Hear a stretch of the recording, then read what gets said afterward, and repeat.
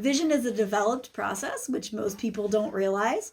I always say, we know if our child isn't walking or talking on time, there's these outward signs and symptoms for us to see.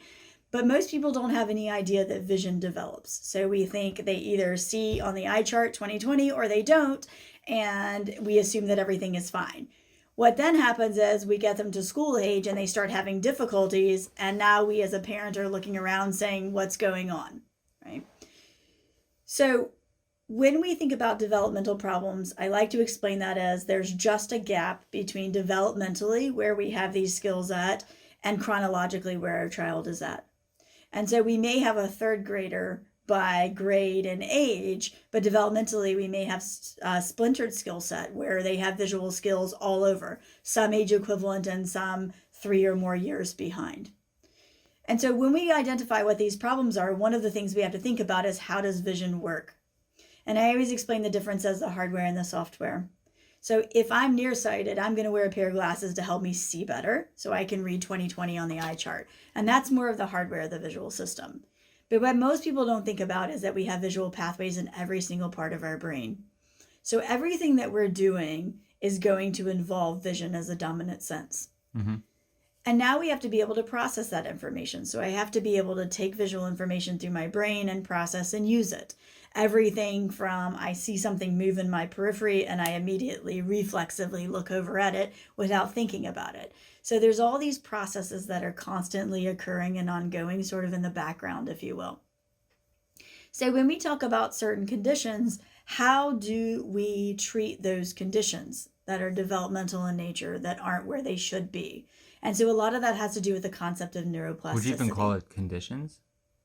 Would I? Yeah. Would you call it like? Are they? I mean, sometimes with like the if like they're just developmentally behind, but is it even a condition? Right. That's just a I guess question. Yeah, no, I guess the technicality would be that the developmental delay leads to the condition. Okay. I guess is the, Right. So I would always say that conditions generally come from two places, and that is, it is regression of a previously acquired skill, Mm-hmm. or it is developmental in nature. Right. So either my child never developed the skill in the first place, or my child had the skill and has lost it over time. Right. So what we know is that the brain has the ability to change and grow and do things differently than it is. And we understand this concept in learning and other aspects of how our brain works, but we don't really think about it in the form of vision. And so when we talk about the software of the visual system, the idea of this is that the miscommunication is between the neurological pathways, the eyes and the brain. And so we can actually work on those processes and on those pathways and improve the way that they're functioning. And the idea that that ends magically at 8 years old doesn't make any sense, because we know that we're able to still learn and change and do things differently from a brain perspective. Otherwise, it only makes sense that we can do it with vision as well. And so this process of neuroplasticity, of being able to, that vision is really is just similar more to learning than to, let's say, hearing, right? Mm-hmm. Or taste, where it's just you have it or you don't, right? So that idea of neuroplasticity is then translated into this whole, like, you're looking at kind of the skills or the pathways, as you put it. Mm-hmm. So yeah, just speak about that. And it's like how so now we have this idea of, it's developmental and we have neuroplasticity, and now we want to train it. Is that something that stays? Does it go away after a while? So vision is unique compared to other senses. I can smell or I cannot. I can taste or I cannot. With vision, it has so many other skills that are coming into play. So really, even in a classroom setting, there's 18 plus visual skills that the child's going to be using day in and day out. And so when we talk about those, how does it work to improve those processes? If a child presents with a developmental vision problem, how is it possible that we can improve on those things? Okay. So I usually like to equate it to us learning to drive a car years ago, right? Mm-hmm. And so it's, when I first learned to drive my car, I'm thinking about everything that I'm doing, where I'm putting my hands on the steering wheel, signaling, not running into everybody. So it's a very conscious process that I'm going through. And then with time, it just becomes more and more subconscious and it happens automatically, and I don't have to think about it anymore. So vision should be the same way. When we start working on those visual skills, it is teaching the child how to feel what their eyes are doing, how to understand what they're doing, and then in that process, learning how to control that.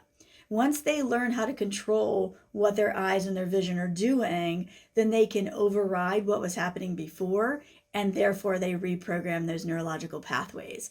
The goal is always with time that the vision is going to become automatic. So the visual skills should just be happening and doing what they're supposed to in the background without the child having to think about those skills at all.